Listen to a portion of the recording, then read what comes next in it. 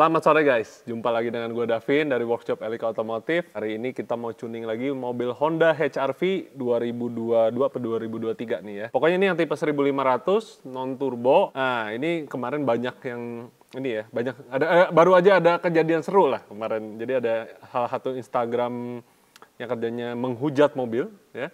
Dia menjadikan HR-V ini bulan-bulanan karena katanya HR-V powernya gede, ternyata di dyno kok hasilnya kecil sekali. Nah, memang yang kita temukan di lapangan ya, kita udah tune sekitar ada berapa puluh mobil, hasilnya semua angkanya yang di state-nya 120 on engine, di rodanya cuma sekitar 70-an. Nah, tapi hal itu bukan berarti mobil ini nggak bisa enak ya, kita bisa bikin lebih baik dengan kita tuning. Nah, tapi kita buktiin lagi ya, ini mobil yang kesekian kalinya nih. Makanya hari ini kita mau buktiin lagi ya, mobil HR-V yang terbaru nih. Ini kilometernya baru 1.300 km. Langsung kita mau tuning, kita lihat powernya sebelumnya berapa, menjadi berapa. So stay tune, jangan kemana-mana, ikuti terus gua di video ini.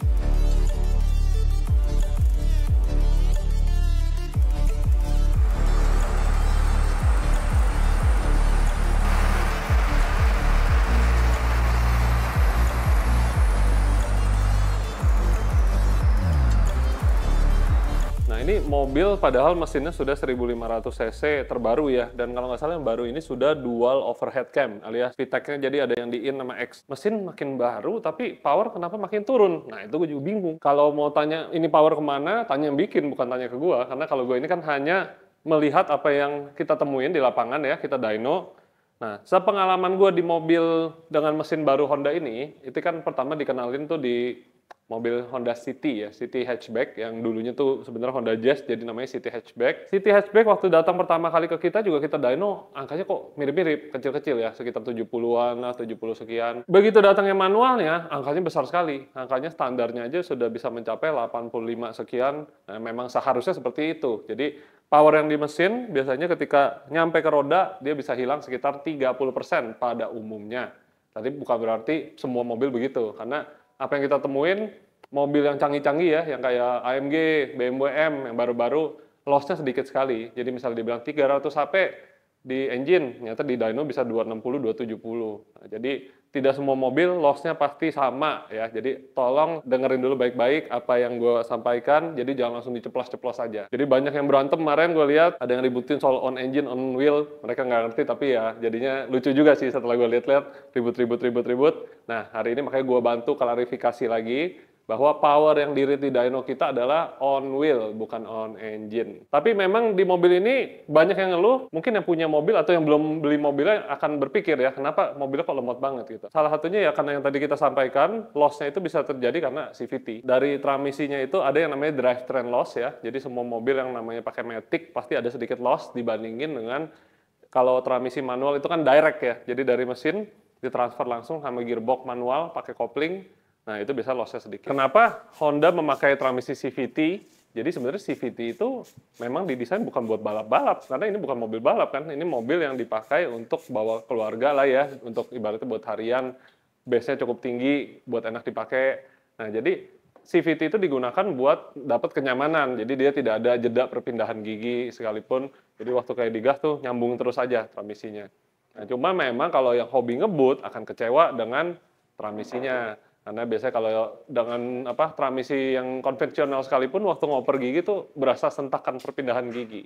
Nah, kalau di CVT rasanya digas tuh kayaknya RPM cuma 3.000, 4.000, stuck aja di situ.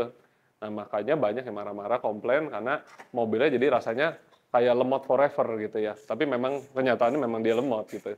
Nah, jadi solusinya kira-kira apa nih? Tentu ada solusi ya. Jadi kita nggak mau menghujat mobilnya lebih lanjut. Pokoknya kita mau kasih solusi buat kalian yang punya mobil.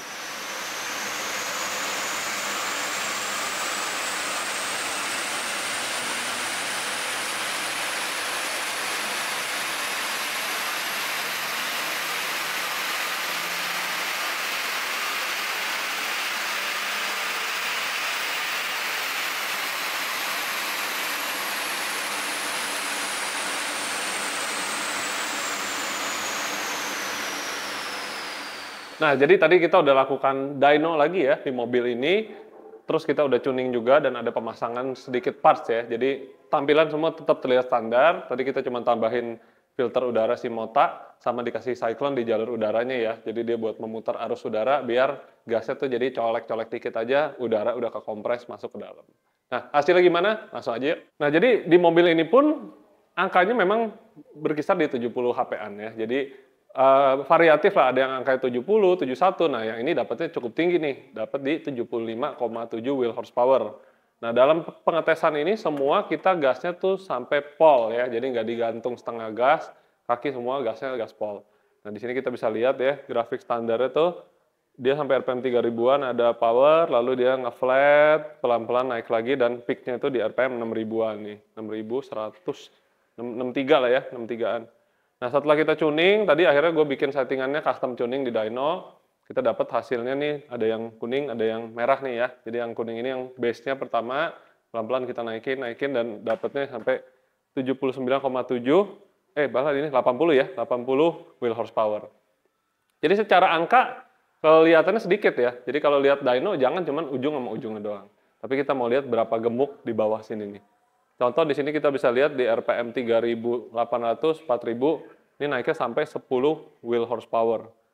Oke, nah jadi dari angka 75 ini gampangnya gini aja. Sekarang kita hitung dikali angka pengalih sampai ketemu angka yang diklaim pabrikan ya. Jadi di sini kita kalikan 1,6.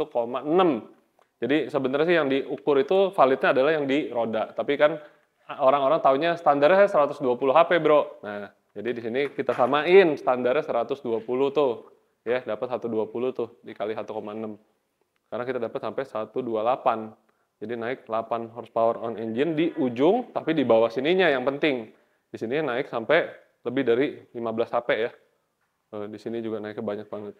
Nah, hal ini bikin mobilnya bakal enak banget dipakai, karena power band-nya tuh geser banget dari bawah. Yang tadinya contoh di sini, kita udah dapat RPM sekitar 600-700 RPM lebih awal, dan torsinya ini loh yang penting. Ya, jadi torque ini yang bikin kita ngegasnya tuh ada jambakan tarikan.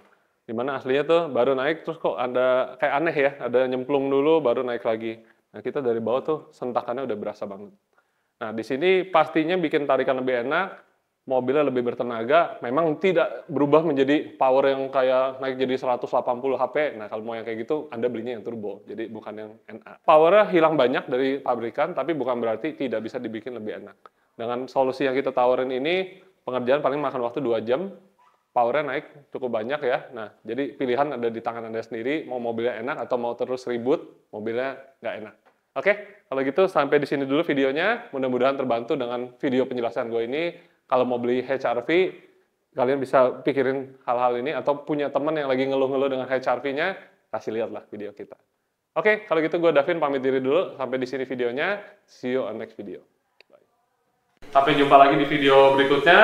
Jangan lupa untuk subscribe kita juga di YouTube, Instagram, dan Instagram TV kita. Thank you guys for watching this video. See you.